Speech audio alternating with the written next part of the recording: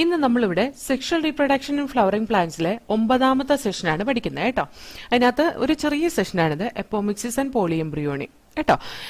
നമുക്കറിയാം സീഡ്സ് അത് ഫെർട്ടിലൈസേഷന്റെ ഫലമായിട്ടാണ് സാധാരണയായിട്ട് സീഡ്സ് ഉണ്ടാവുന്നത് അല്ലേ.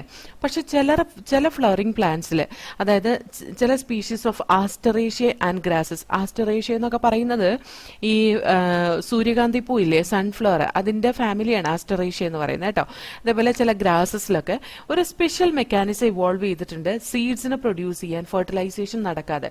അപ്പോൾ ഫെർട്ടിലൈസേഷൻ നടക്കാതെ സീഡ്സിനെ പ്രൊഡ്യൂസ് ചെയ്യുന്ന ആസ്ട്രേഷ്യയിലും ഗ്രാസസിന്റെ ചില സ്പീഷീസിൽ കാണാൻ കഴിയും. അതിനെ നമ്മൾ പറയുന്ന പേരാണ് എപ്പോമിക്സിസ്. ഫെർട്ടിലൈസേഷൻ നടക്കാതെ ഫ്രൂട്ട്സ് പ്രൊഡ്യൂസ് ചെയ്യുന്നതിന് നമ്മൾ എന്താ പറഞ്ഞത്? പാർത്തനോകാർപ്പി. സീഡ് പ്രൊഡ്യൂസ് ചെയ്യുന്നതിന് എന്ത് പറയും? എപ്പോമിക്സിസ് കേട്ടോ.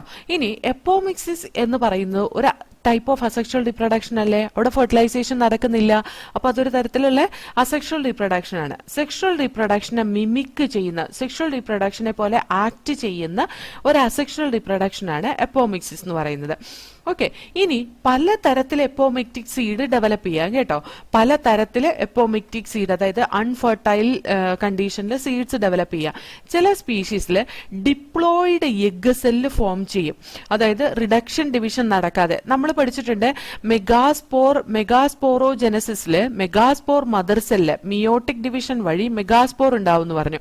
യു ജസ്റ്റ് ഇമാജിൻ, ആ മെഗാസ്പോർ മദർ സെല്ല് മിയോസിസ് നടക്കാതെ ജസ്റ്റ് അതൊരു മെഗാസ്പോർ ആയിട്ട് ആക്ട് ചെയ്ത്, മിയോസിസ് നടക്കാതെ ഡയറക്റ്റ് അത് മെഗാസ്പോർ ആയിട്ട് ആക്ട് ചെയ്ത് അതെങ്ങനെയായിരിക്കും? ഡിപ്ലോയിഡ് കണ്ടീഷനിലിരിക്കും. കാരണം എന്താ? Megaspore mother cell without undergoing meiotic division, that is a diploid cell. അത് ഡെവലപ്മെന്റ് നടത്തുന്നേ ഉള്ളൂ. അത് റിഡക്ഷൻ ഡിവിഷൻ നടക്കാതെ ഡയറക്റ്റ് ഡെവലപ്മെന്റ് നടന്ന് എംബ്രിയോസാക്ക് ആയിട്ട് മാറിക്കഴിഞ്ഞാൽ അതിന്റെ ഉള്ളിൽ എഗ് എന്തായി? ഡിപ്ലോയിഡ് എഗ്ഗായി. അതിന്റെ ഉള്ളിലുള്ള രണ്ട് സൈനർജിറ്റും എങ്ങനെയായി? ഡിപ്ലോയിഡ് ആയി. പോളാർ ന്യൂക്ലിയയുടെ ഓരോ ന്യൂക്ലിയസും എങ്ങനെയായി? ഡിപ്ലോയിഡ് ആയി. ആന്റിപോഡൽ സെൽ ഓരോന്നും എങ്ങനെയായി? ഡിപ്ലോയിഡ് കണ്ടീഷൻ ആയില്ലേ. അങ്ങനത്തെ കേസിൽ diploid egg cell, reduction division നടക്കാതെ ഉണ്ടാകുന്ന diploid egg cell direct embryo ആയിട്ട് ഡെവലപ്പ് ചെയ്യാം വിത്തൗട്ട് ഫെർട്ടിലൈസേഷൻ. ഫെർട്ടിലൈസേഷൻ നടക്കാതെ അത് ഡയറക്റ്റ് എംബ്രിയോ ആയിട്ട് ഡെവലപ്പ് ചെയ്യാം. കാരണം അതൊരു സൈഗോട്ട് പോലെ ഇരിക്കുന്നത്, കാരണം അത് ഓൾറെഡി എന്താണ്? ഡിപ്ലോയിഡ് കണ്ടീഷനാണ്. സാധാരണയായിട്ട് സിട്രസിലും മാംഗോയിലും ഒക്കെ, സാധാരണയായിട്ട് സിട്രസിന്റെ കേസിലും മാംഗോസിന്റെ കേസിലും ഒക്കെ ഈ variety of nucellar cell surrounding the embryo sac start dividing. അതായത് ആ ന്യൂസെല്ലസ് ഡിവൈഡ് ചെയ്യാൻ തുടങ്ങും. ഡിവൈഡ് ചെയ്തിട്ട് അത് പ്രൊട്രൂഡ് ചെയ്ത് എംബ്രിയോ സാക്കിന്റെ ഉള്ളിലേക്ക് കയറി വളരുകയും ആ ഓരോ ന്യൂസെല്ലാർ സെല്ലും എംബ്രിയോ ആയിട്ട് ഡെവലപ്പ് ചെയ്യുകയും ചെയ്യും. ഒന്ന് ആലോചിച്ച് നോക്കിക്കേ, നമ്മുടെ എംബ്രിയോ സാക്കിലെ നോർമലി എല്ലാ സെൽസും ഹാപ്ലോയിഡ് ആണ്. ആ എംബ്രിയോ സാക്കില് ഫെർട്ടിലൈസേഷൻ നടന്നു, എംബ്രിയോ സാക്കിൽ ഫെർട്ടിലൈസേഷൻ നടന്ന് അവിടെ ഒരു എംബ്രിയോ ഉണ്ടായിന്നിരിക്കട്ടെ. ആ എംബ്രിയോന്റെ ഒപ്പം ഈ ന്യൂസെല്ലാർ സെൽസ് എംബ്രിയോ മാതിരി അങ്ങോട്ട് ആക്ട് ചെയ്തിട്ട് അത് ഇതിന്റെ ഇടയിലേക്ക് പെനട്രേറ്റ് ചെയ്ത്, അതായത് എംബ്രിയോന്റെ ഒപ്പം അത് പ്രൊട്രൂഡ് ചെയ്ത, എംബ്രിയോ സാക്കിന്റെ ഭാഗത്തേക്ക് പ്രൊട്രൂഡ് ചെയ്ത അവിടെ ഒരു എംബ്രിയോ ആയിട്ട് വളരാം. അങ്ങനത്തെ കേസിൽ നമുക്ക് ഓരോ ഒവ്യൂളിന്റെ അകത്തും മെനി എംബ്രിയോസ് ഉണ്ടാകുന്നതാണ്. ഓക്കെ, അതായത് ഒരു സീഡിന്റെ ഉള്ളിൽ ഒന്നിൽ കൂടുതൽ എംബ്രിയോ ഉണ്ടാകുന്നതിന് നമ്മൾ പോളി എംബ്രിയോണി എന്ന് റെപ്രസെന്റ് ചെയ്യും. അത് നമ്മൾ ഈ ഓറഞ്ചിന്റെ ഒക്കെ സീഡ്, നല്ലോണം പഴുത്ത ഓറഞ്ച്, നല്ലോണം മൂത്ത സീഡ്സ് എടുത്ത് പൊട്ടിച്ചു നോക്കിയാൽ കഴിഞ്ഞാൽ കാണാം അതിന്റെ ഉള്ളിൽ ഒരുപാട് എംബ്രിയോസ് ഉണ്ടാവും കേട്ടോ. Many different embryos with different size and shape ഓരോ സീഡിനകത്തും ഇരിക്കുന്ന കാണാം. ഓരോ സീഡിനകത്തും നമുക്ക് എംബ്രിയോനെ കൗണ്ട് ചെയ്യുകയും ചെയ്യാം നമുക്ക് കേട്ടോ.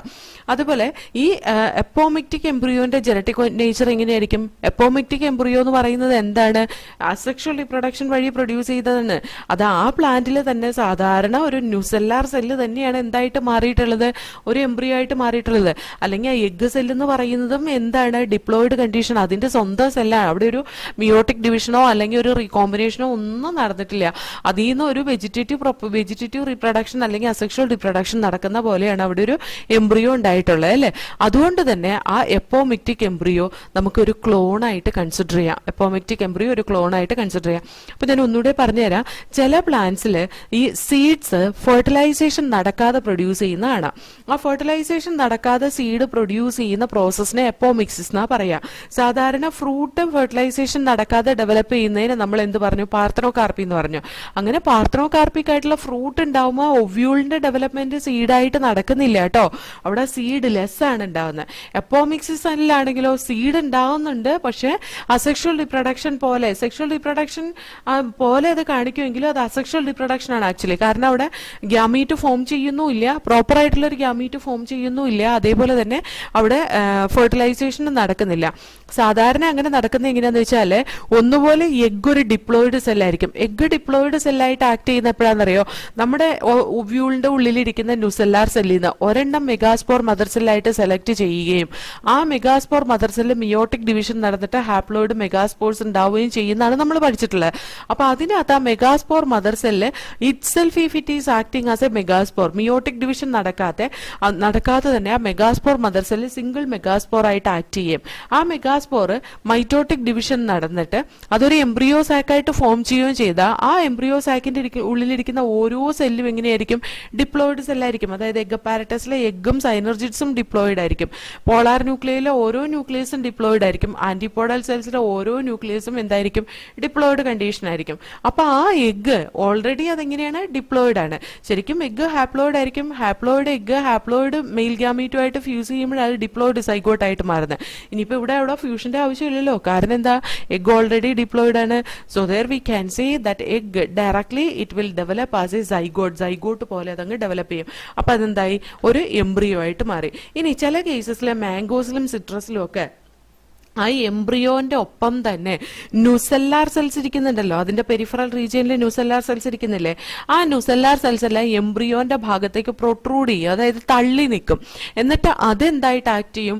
ഓരോന്നും സൈഗോട്ടായിട്ട് ആക്ട് ചെയ്ത് ആ ഓരോ സെല്ലും എംബ്രിയോ ആയിട്ട് ഡെവലപ്പ് ചെയ്യും. അങ്ങനത്തെ കണ്ടീഷനിൽ നമ്മൾ ആ സീഡ് ഓപ്പൺ ചെയ്ത് നോക്കിക്കഴിഞ്ഞു കഴിഞ്ഞാൽ അതിൻ്റെ അകത്ത് ഒന്നിൽ കൂടുതൽ എംബ്രിയോസ് ഉണ്ടാവും. അതിനെ പോളി എംബ്രിയോണി എന്നാണ് പറയാ. ഈ പോളി എംബ്രിയോണിയൊക്കെ നമുക്ക് ഓറഞ്ചിന്റെ കേസിൽ ക്ലിയർ ആയിട്ട് കാണാം. നല്ല പഴുത്ത ഓറഞ്ച്, നല്ല മൂത്ത് പഴുത്ത ഓറഞ്ച്, അതിന്റെ സീഡ് പൊട്ടിച്ചു നോക്കി കഴിഞ്ഞു കഴിഞ്ഞാൽ അതിന്റെ സീഡിന്റെ ഉള്ളിൽ നമുക്ക് ചെറിയ ചെറിയ ചെറിയ എംബ്രിയോസ് ഒരുപാട് എണ്ണം ഇരിക്കുന്നത് നമുക്ക് കാണാൻ പറ്റും കേട്ടോ. എന്ന് പറഞ്ഞാൽ ഇവിടെ ഈ എപ്പോമിക്റ്റിക് എംബ്രിയോസ് ഉണ്ടാകുന്നത് അത് ജസ്റ്റ് ഒരു ക്ലോൺ ആണ്. കാരണം എന്താ? അവിടെ മിയോട്ടിക് ഡിവിഷൻ, റിഡക്ഷൻ ഡിവിഷൻ നടക്കുന്നില്ല, റീകോമ്പിനേഷൻ നടക്കുന്നില്ല, ഫെർട്ടിലൈസേഷൻ നടക്കുന്നില്ല. അതുകൊണ്ട് തന്നെ ആ പ്ലാന്റിലെ ഒരു സെല്ല് ഒരു പുതിയ പ്ലാന്റ് ആയിട്ട് മാറുന്ന പ്രോസസ്സാണ് അവിടെ കാണുന്നത്. അപ്പൊ അത് ജസ്റ്റ് ക്ലോൺ ആണ്. ആ ക്ലോൺ എന്ന് പറയുന്നത് that is showing all the characteristic features of the mother plant. അപ്പൊ ഇങ്ങനത്തെ എപ്പോമിക്റ്റിക് കണ്ടീഷൻ, എപ്പോമിക്സിസ് റിസർച്ച് ഫീൽഡിലൊക്കെ വളരെ ഇമ്പോർട്ടന്റ് ആണ്. അത് എന്തുകൊണ്ടാണെന്ന് നമുക്ക് നോക്കാം. സാധാരണയായിട്ട് നമ്മൾ ഫുഡ് ഐറ്റംസിന് വേണ്ടിയിട്ട്, അതായത് വെജിറ്റബിൾ ക്രോപ്സ് ഒക്കെ കൾട്ടിവേറ്റ് ചെയ്യാൻ നേരത്ത് ഹൈബ്രിഡ് വെറൈറ്റീസിനെ ഉണ്ടാക്കിയെടുക്കാറുണ്ട്. അതെന്തിനാ? പ്രൊഡക്ടിവിറ്റി കൂട്ടാൻ വേണ്ടിയിട്ടും അതുപോലെ തന്നെ അതിന്റെ ഗുണം അതല്ലെങ്കിൽ ബയോ ഫോർട്ടിഫിക്കേഷൻ, അതിന്റെ എന്താ പറയാ ഗുണങ്ങളൊക്കെ കൂട്ടാൻ വേണ്ടിയിട്ട് നമ്മൾ അതിനൊന്ന് ആ പ്രോഡക്റ്റിനൊന്ന് ഇംപ്രൂവ് ചെയ്യാൻ വേണ്ടിയിട്ട് നമ്മൾ എന്ത് ചെയ്യും? ഹൈബ്രിഡൈസേഷൻ ടെക്നിക്ക് യൂസ് ചെയ്യാറുണ്ട്. ഓക്കെ, ഈ ഹൈബ്രിഡ് കൾട്ടിവേഷൻ, ഹൈബ്രിഡ്സിന്റെ കൾട്ടിവേഷൻ പ്രൊഡക്ടിവിറ്റി വളരെ എനോർമസ്ലി ഇറ്റ് ഹാസ് ഇൻക്രീസ്ഡ് ഓൾസോ. ഇതിന്റെ ഒരു പ്രോബ്ലം എന്താണെന്ന് അറിയോ? ഹൈബ്രിഡ് വെറൈറ്റി ഒന്നുണ്ടാക്കി കഴിഞ്ഞാൽ ആ ഹൈബ്രിഡ് സീഡ് ഓരോ വർഷവും പ്രൊഡ്യൂസ് ചെയ്യേണ്ടി വരും. കാരണം എന്താ? ഈ സീഡ് ഒരു ഹൈബ്രിഡിൽ നിന്ന് കളക്ട് ചെയ്ത് അത് സോൺ ചെയ്ത് പ്രോജനി ഉണ്ടാകുമ്പോൾ പ്രോജനിയിൽ ഉണ്ടാകുന്ന നെക്സ്റ്റ് സീഡ് അതേ ക്യാരക്ടർ മെയിൻറ്റെയിൻ ചെയ്യണം എന്ന് ഇല്ല. കാരണം എന്താ? ഒരു പ്ലാന്റിന്റെ സീഡ് മാത്രമേ നമുക്ക് നടാൻ കഴിയുള്ളൂ. സീഡ് സാധാരണയായിട്ട് ഫെർട്ടിലൈസേഷൻ നടന്നുണ്ടാവുക. അപ്പോൾ ഒരു ഹൈബ്രിഡ് വെറൈറ്റി നമ്മൾ വേറൊരു ക്യാരക്ടറായിട്ട് മിക്സ് ചെയ്യാൻ ഉദ്ദേശിക്കുന്നില്ല അല്ലെ? ഒരു ഹൈബ്രിഡ് വെറൈറ്റി നമ്മൾ വേറൊരു ക്യാരക്ടറായിട്ട് മിക്സ് ചെയ്യാൻ ഉദ്ദേശിക്കുന്നില്ല. അങ്ങനെ മിക്സ് ചെയ്യാൻ ഉദ്ദേശിക്കാത്തിടത്തോളം കാലം അത് വേറെ ഒന്നുമായിട്ട് ഫെർട്ടിലൈസേഷൻ നടക്കാൻ പാടില്ല. അപ്പൊ ഫെർട്ടിലൈസേഷൻ നടന്ന എന്തായി പോവും? നമ്മുടെ ഡിസൈഡ് ക്യാരക്ടേഴ്സ് ലൂസായി പോകാനുള്ള സാധ്യതയുണ്ട്. If the seed collected from the hybrids are sown, the plants in the progeny will segregate and do not maintain hybrid characters. അത് ഒരു ഹൈബ്രിഡ് ക്യാരക്ടേഴ്സ് മെയിൻറ്റെയിൻ ചെയ്യില്ല നെക്സ്റ്റ് സീഡ് പ്രൊഡക്ഷൻ കഴിയുമ്പോൾ. നെക്സ്റ്റ് സീഡ് പ്രൊഡക്ഷനിൽ. കാരണം എന്താ? അത് വേറെ ഏതെങ്കിലും പ്ലാന്റിൽ നിന്നൊക്കെ ആയിരിക്കും പോളിനേഷൻ നടത്തുന്നത്. പോളിനേഷൻ നടന്നു കഴിഞ്ഞ് വേറെ പ്ലാന്റിൽ നിന്ന് പോളിനേഷൻ നടന്നു കഴിഞ്ഞിട്ടുണ്ടെങ്കിൽ എന്ത് പറ്റും? അതിനകത്തുണ്ടാകുന്ന സീഡ്സിൽ വേറെ രണ്ട് ക്യാരക്ടർ മിക്സ് ആയി പോവും. അപ്പം നമ്മുടെ ഡിസറബിൾ ക്യാരക്ടർ ഉണ്ടാവണമെന്ന് ഒരു നിർബന്ധമില്ല. അതേപോലെ തന്നെ ജനറ്റിക് റീകോമ്പിനേഷൻ മിയോസിസ് നടക്കുമ്പോൾ ജനറ്റിക് റീകോമ്പിനേഷൻ നടക്കും എന്നുള്ളത് കൊണ്ട് അതിന്റെ മെയിൽ ഗ്യാമീറ്റും ഫീമെയിൽ ഗ്യാമീറ്റും ഫോം ചെയ്യുന്ന സമയത്ത് തന്നെ കുറെ ക്യാരക്ടേഴ്സ്, നമ്മുടെ ആവശ്യമുള്ള ക്യാരക്ടേഴ്സ് ലൂസായി പോവാം. അപ്പം അങ്ങനത്തെ കേസിൽ നമുക്ക് എന്ത് ഒഴിവാക്കണം? ഫെർട്ടിലൈസേഷൻ ഫെർട്ടിലൈസേഷൻ ഒഴിവാക്കണം കേട്ടോ. Production of hybrid seeds is costly. ഈ എപ്പോഴും ഇപ്പൊ ഹൈബ്രിഡ് വെറൈറ്റി നമുക്ക് ഇങ്ങനെ നിലനിർത്താൻ പറ്റിയില്ലെങ്കിൽ എന്താണ്, നമ്മൾ ഓരോ പ്രാവശ്യവും ഇങ്ങനെ ഹൈബ്രിഡ് സീഡ്സിനെ ഉണ്ടാക്കി എടുക്കേണ്ടി വരും. അത് കോസ്റ്റ്ലി ആണ്, അത് ഫാർമേഴ്സിന് വളരെ എക്സ്പെൻസീവ് ആയിരിക്കും അല്ലേ.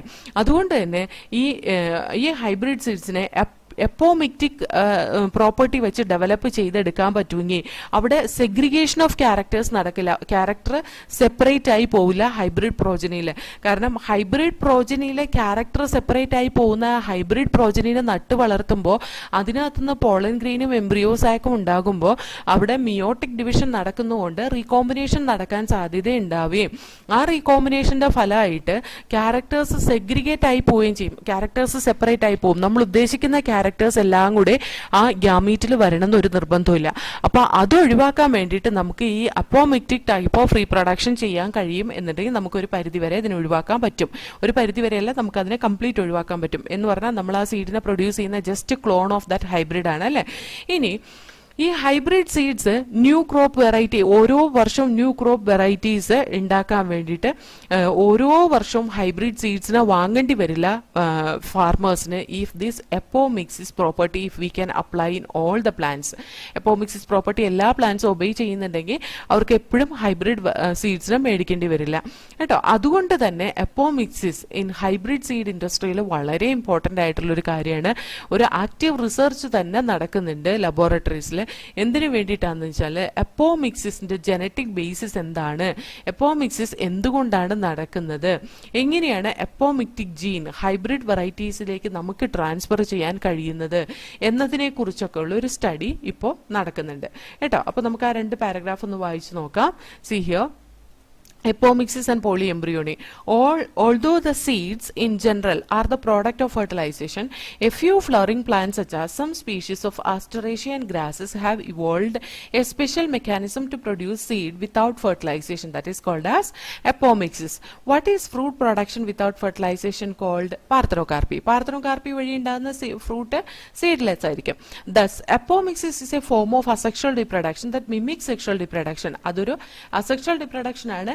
സെക്ഷൽ റീപ്രൊഡക്ഷൻ ജസ്റ്റ് അനുകരിക്കുന്നു എന്ന് മാത്രമേ ഉള്ളൂ. There are several ways of development of apomictic seeds. In some species, the diploid egg cell is formed without reduction division and develop into embryo without fertilization. ചില കേസസിൽ ഒരു diploid egg cell form ചെയ്യും reduction division നടക്കാതെ, എന്നിട്ട് അത് embryo ആയിട്ട് fertilisation നടക്കാതെ develop ചെയ്യും. More often as in many citrus and mango varieties, some of the nucellar cells surrounding the embryo sac, embryo sac-നെ സറൗണ്ട് ചെയ്ത് നിൽക്കുന്ന കുറെ നുസെല്ലാ സെൽസ് അത് ഡിവൈഡ് ചെയ്യാൻ സ്റ്റാർട്ട് ചെയ്യും, protrude into embryo sac. അത് എംബ്രിയോ സാക്കിന്റെ ഉള്ളിലേക്ക് പ്രൊട്രൂഡ് ചെയ്ത് നിൽക്കുന്നത് കാണാം. ഈ ഓരോന്നും എംബ്രിയോ ആയിട്ട് ഡെവലപ്പ് ചെയ്യും. In such species each ovule contain mini embryos. അങ്ങനത്തെ സ്പീഷീസിൽ ഓരോ ഓവ്യൂളിനകത്തും ഒരുപാട് എംബ്രിയോസ് ഉണ്ടാവും, അല്ലെങ്കിൽ ഓരോ സീഡിനകത്തും ഒരുപാട് എംബ്രിയോസ് ഉണ്ടാവും. Occurrence of more than one embryo in a seed is referred to as polyembryony. ആ ഒരു പ്രോസസ്സിനെയാണ് നമ്മൾ പോളിഎംബ്രിയോണി എന്ന് പറയുന്നത്. Take out some seeds of orange and squeeze them. Observe the many embryos of different sizes and shape from each seed. Count the number of embryos in each seed. What would be the genetic nature of apomictic embryos? Can then be called clones. Genetic nature of apomictic embryo എങ്ങനെയായിരിക്കും? Mother പ്ലാന്റിന്റെ exact genetic nature ആയിരിക്കും, അത് just ഒരു clone ആയിരിക്കും. Hybrid varieties of several of our food and vegetable crops are being extensively cultivated. നമുക്കറിയാം നമ്മുടെ food and vegetable crops കുറെ hybrid varieties cultivate ചെയ്യുന്നുണ്ട്. Cultivation of hybrid has tremendously increase productivity. Hybrid variety ഇങ്ങനെ cultivate ചെയ്യുന്ന productivity ഒരുപാട് കൂട്ടുന്നുണ്ട്. One of the problem of hybrid is that hybrid seeds have to be produced every year. ഒരു problem hybrid plant ഉണ്ടാക്കുന്നതിന്റെ ഒരു problem എന്താണെന്ന് വെച്ചാൽ എല്ലാ വർഷവും ഹൈബ്രിഡ് സീഡ്സ് പ്രൊഡ്യൂസ് ചെയ്യേണ്ടതായിട്ടുണ്ട്. If the seeds collected from hybrids are sown, the plants in the progeny will segregate and do not maintain hybrid characters. ഇനി നമ്മൾ hybrid വെറൈറ്റിന്ന് സീഡ്സിനെ cultivate ചെയ്ത് നെക്സ്റ്റ് ജനറേഷനിലേക്ക് യൂസ് ചെയ്യാന്നാ വിചാരിക്കുന്നെങ്കിൽ നമുക്ക് അങ്ങനെ ചെയ്യാൻ കഴിയില്ല. ബിക്കോസ് ഈ ഹൈബ്രിഡ് പ്ലാന്റ്സിന്റെ ഉള്ളിൽ ആ പ്രോജനി സെഗ്രിഗേറ്റ് ചെയ്ത്, അതായത് നെക്സ്റ്റ് സീഡ് ഉണ്ടാവുന്ന അതിന്റെ ക്യാരക്ടേഴ്സ് സെഗ്രിഗേറ്റ് ചെയ്ത് വേറെ ഡിസറബിൾ ക്യാരക്ടേഴ്സ് പോയി വേറെ ഏതെങ്കിലും അൺഡിസൈഡ് ക്യാരക്ടേഴ്സ് ഒക്കെ ഇൻകോർപ്പറേറ്റ് ചെയ്തിട്ടുണ്ടാവാൻ സാധ്യതയുണ്ട് ആ എംബ്രിയോയിനകത്തേക്ക്. So it do not maintain the hybrid characters. അത് എക്സാക്ട് ആയിട്ട് ഹൈബ്രിഡിന്റെ ക്യാരക്ടർ മെയിൻറ്റെയിൻ ചെയ്യണമെന്നൊരു നിർബന്ധമില്ല. ഹൈബ്രിഡിന്റെ ക്യാരക്ടറിൽ നിന്ന് വേരിയേഷൻ കാണിക്കാനുള്ള സാധ്യതയുണ്ട്. നമുക്കതിന്റെ ആവശ്യമില്ലല്ലോ. കാരണം നമ്മൾ ഉണ്ടാക്കിയെടുത്ത ഹൈബ്രിഡ് എന്തിനു വേണ്ടിയിട്ടുള്ള ഒരു ഡിസൈഡ് ക്യാരക്ടേഴ്സിന്റെ കൂട്ടം നമ്മൾ ഉണ്ടാക്കിയെടുത്ത അതിനെ നശിപ്പിച്ചു കളയാൻ നമുക്ക് ആഗ്രഹമില്ല. Production of hybrid seed is costly and hence the cost of hybrid seeds become too expensive for the farmers. നമുക്കറിയാം ഹൈബ്രിഡ് സീഡ്സിന്റെ പ്രൊഡക്ഷൻ വളരെ കോസ്റ്റ്ലിയാണ്. അത് അഫോർഡ് ചെയ്യാൻ ഫാർമേഴ്സിനും വളരെ ബുദ്ധിമുട്ടാണ്. ഫാർമേഴ്സിന് അത് വളരെ എക്സ്പെൻസീവ് ആയിരിക്കും. If these hybrids are made into apomictic there is no segregation of characters in the hybrid progeny. ഈ സീഡ്സിന് ഈ ഹൈബ്രിഡ്സിന് എപ്പോമിക്റ്റിക് കണ്ടീഷൻ ഉണ്ടാക്കിയെടുക്കാൻ കഴിഞ്ഞാൽ, അതായത് സീഡ് ഫെർട്ടിലൈസേഷൻ നടക്കാതെ ഉണ്ടാവുന്ന ഒരു കണ്ടീഷൻ ഇൻഡ്യൂസ് ചെയ്താൽ അവിടെ ക്യാരക്ടർ സെഗ്രിഗേറ്റ് ചെയ്ത് പോവുകയും ഹൈബ്രിഡ് പ്രോജനിയിൽ ആ ഹൈബ്രിഡിൻ്റെതല്ലാത്ത വേണ്ടാത്ത ക്യാരക്ടേഴ്സ് ഒന്നും വന്നു ചേരാതിരിക്കുകയും ചെയ്യുക അല്ലേ. അത് then the farmers can keep on using the hybrid seed to raise the new crop year after year and he does not have to buy hybrid seeds every year. അപ്പോൾ അങ്ങനെയാണെന്നുണ്ടെങ്കിൽ ഈ ഫാർമറിന് ഒരു പ്രാവശ്യം മാത്രം ഹൈബ്രിഡ് സീഡിനെ മേടിച്ച് വളർത്തി അതിനകത്തുനിന്ന് അപ്പോമിക്സിസ് വഴി സീഡ്സ് കളക്ട് ചെയ്യാൻ പറ്റും എന്നുണ്ടെങ്കിൽ വീണ്ടും വീണ്ടും ഹൈബ്രിഡ് സീഡ്സിനെ വളരെ ഒരുപാട് കാശ് കൊടുത്ത് വാങ്ങിക്കാൻ നിൽക്കണ്ട എന്നർത്ഥം കേട്ടോ. Because of the importance of apomixis in hybrid seed industry, active research is going on in many laboratories around the world to understand the varieties of apomixes and to transfer apomictic gene into hybrid varieties. ഇങ്ങനത്തെ hybrid ക്രോപ്പിന്റെ പ്രൊഡക്ടിവിറ്റിക്ക് വേണ്ടിയിട്ട്, അതിന്റെ seed variation ഇല്ലാതെ കിട്ടാൻ വേണ്ടിയിട്ട് ഈ എപ്പോമിക്സിന് ഒരുപാട് importance hybrid seed ഇൻഡസ്ട്രിയിൽ ഒരുപാട് ഇമ്പോർട്ടൻസ് കൊടുക്കുകയും ആ എപ്പോമിക്റ്റിക് കണ്ടീഷൻ എങ്ങനെയാണ് ഉണ്ടാകുന്നതെന്ന് ജനറ്റിക് ലെവലിൽ പഠിക്കാൻ വേണ്ടിയിട്ട് കുറേ റിസർച്ച് കണ്ടക്ട് ചെയ്യുകയും എങ്ങനെ ഈ പറയുന്ന എപ്പോമിക്റ്റിക് ജീൻ അത് നെക്സ്റ്റ് ഇതിനകത്തേക്ക് ട്രാൻസ്ഫർ ചെയ്യാൻ കഴിയും അല്ലെങ്കിൽ വേറൊരു പ്ലാന്റിലേക്ക് ട്രാൻസ്ഫർ ചെയ്യാൻ കഴിയും എന്നുള്ളതിനെ കുറിച്ചിട്ടുള്ള ഒരു ഡീറ്റെയിൽ റിസർച്ച് തന്നെ ഇന്ന് നടന്നുകൊണ്ടിരിക്കുന്നുണ്ട്. എന്തിനു വേണ്ടിയിട്ടാണെന്ന് വെച്ചാൽ ഹൈബ്രിഡ് വെറൈറ്റീസിനെ വേറെ ചേഞ്ചസ് ഒന്നും വരാതെ നട്ടുവളർത്താൻ വേണ്ടിയിട്ടാണ് ഈ പറയുന്ന എപ്പോമിക്സിന് ഇത്രയും ഇമ്പോർട്ടൻസ് ഉള്ളത് കേട്ടോ. അപ്പോൾ this is all about this session, that is session number 9. Okay, അപ്പോൾ ഇത് നന്നായി പഠിച്ചോളണം. ഈ ഒരു ചാപ്റ്റർ നമുക്ക് കഴിഞ്ഞു. Sexual reproduction in flooring plants നമ്മൾ കഴിഞ്ഞു കേട്ടോ. ഇനി നമുക്ക് നെക്സ്റ്റ് ക്ലാസ്സിൽ പഠിക്കേണ്ട ഹ്യൂമൻ റീപ്രൊഡക്ഷൻ ആണ്. ഓക്കെ.